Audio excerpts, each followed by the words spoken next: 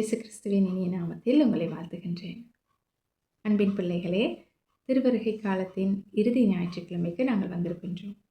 இன்னும் 3 நாட்களிலே நாங்கள் கிறிஸ்மஸை கொண்டாட இருக்கின்றோம்.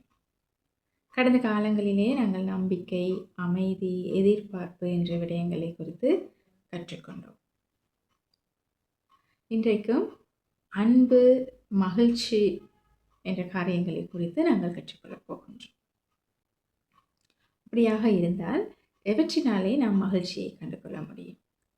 கிறிஸ்துவின் வருகைக்காக ஆயத்தப்பட வேண்டிய ஒரு தருணமே மகிழ்ச்சியாகும். அடுத்ததாக அன்பு. ஏன் இயேசுவில் வருகையில் நாங்கள் அன்பை குறித்து பேசுகின்றோம்? ஏனென்று சொன்னால், கிறிஸ்து எங்கள் மீது வைத்த அன்பினாலேயே தான் அவர் உலகிற்கு கடவுள் ஸ்தானத்தை விட்டுவிட்டு மனிதனாக வந்தார்.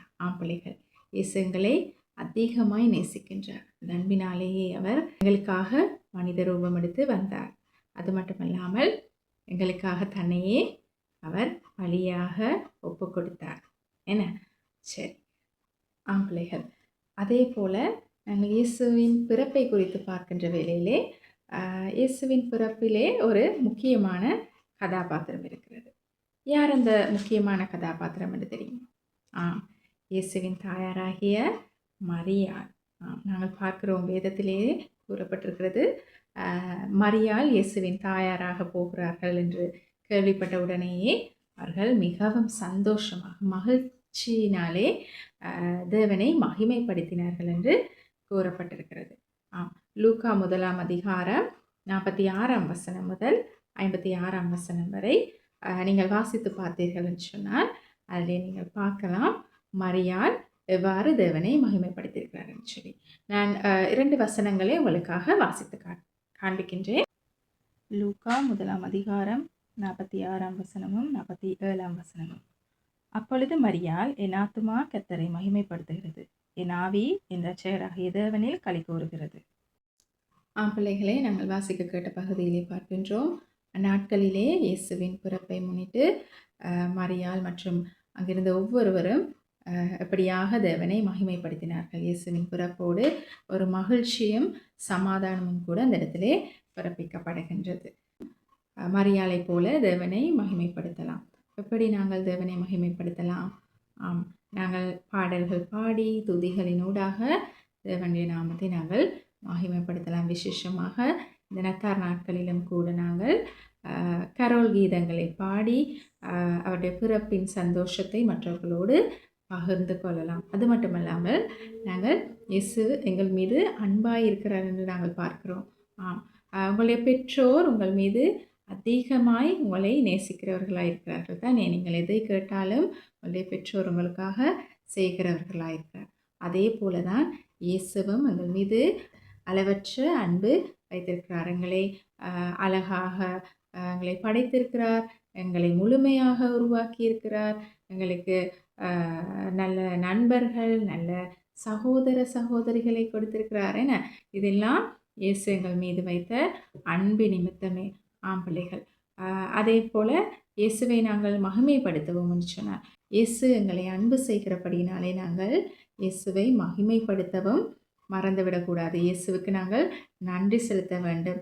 அண்மை காலத்திலே நாங்கள் பார்க்கிறோம், நீங்கள் பிள்ளைகள் நான் நினைக்கிறேன் கிரிக்கெட் மேட்ச் பார்ப்பீங்கன்னு சொல்லி கடந்த நாட்களிலே இந்தியாவிலே நடைபெற்ற ஒரு கிரிக்கெட் போட்டியிலே, பெண்கள் கிரிக்கெட் போட்டியிலே அந்த இடத்திலே பெண் வீராங்கனை ஜெமிமா ராட்ரிகோஸ் என்று சொல்கின்ற அந்த வீராங்கனை வெற்றி கிண்ணத்தை அடைந்த பொழுது எல்லார் மத்தியிலும் அவர்கள் இயேசுவை மகிமைப்படுத்தினார்கள். அவர்கள் இயேசுவுக்கு நன்றி என்று சொன்னார்கள். அந்த இடத்திலே அவர் இயேசு அவர்களுக்கு எவ்வளவாய் இயேசு தன்னை நேசிக்கிறார் என்பதை அவர்கள் வெளிப்படையாக காண்பித்தார்கள், சொன்னார்கள்.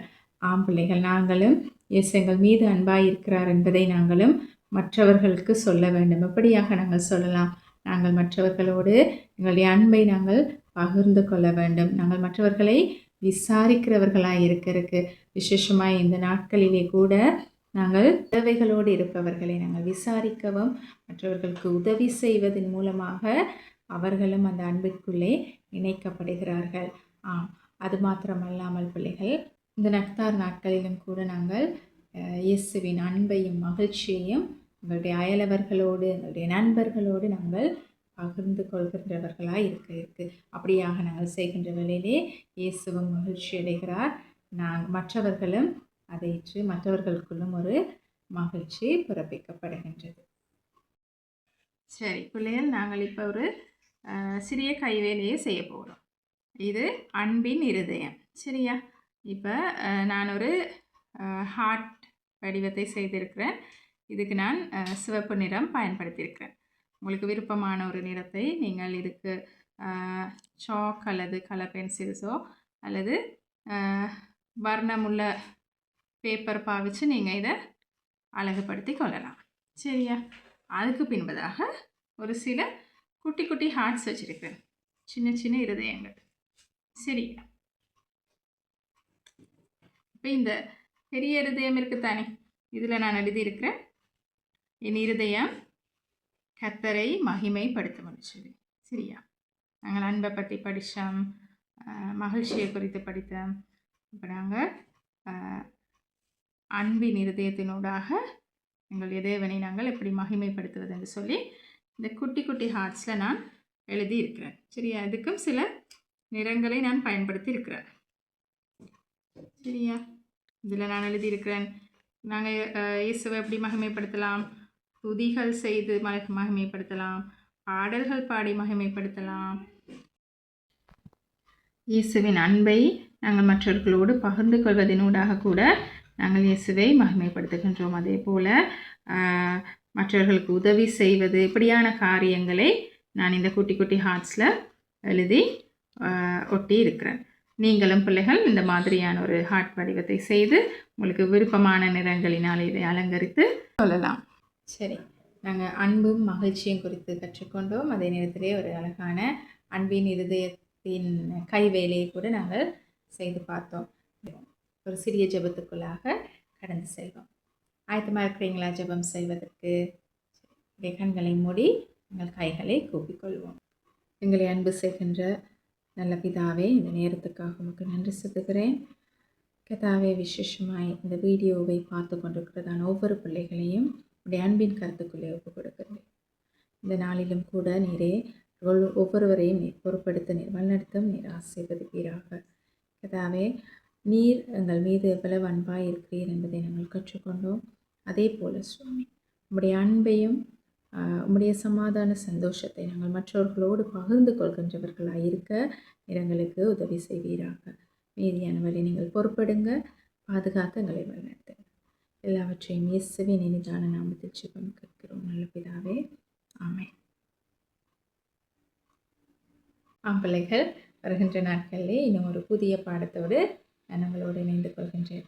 உங்கள் அனைவருக்கும் இனிய நத்தார் நல்வாழ்த்துக்கள்.